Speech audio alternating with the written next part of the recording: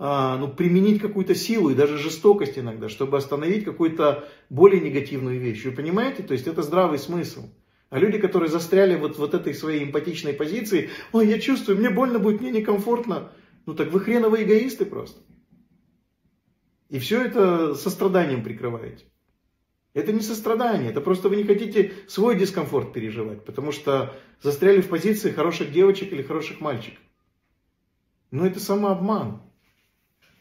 Понимаете? То есть где-то у вас должен быть холодный рассудок, а где-то горячее сердце. И нужно понимать, что вот этот момент переключения, они все время, да, есть люди, которые все время в такой любви, и то есть они больше вредят, чем помогают. А есть люди, которые все время с холодным рассудком, им бы сердце включить. Вот в этом баланс мужского и женского, Шива и Шакти, любви и интеллекта. Это баланс, это наша природа. У большинства людей либо перекос в одну сторону, либо в другую. Это неадекватность.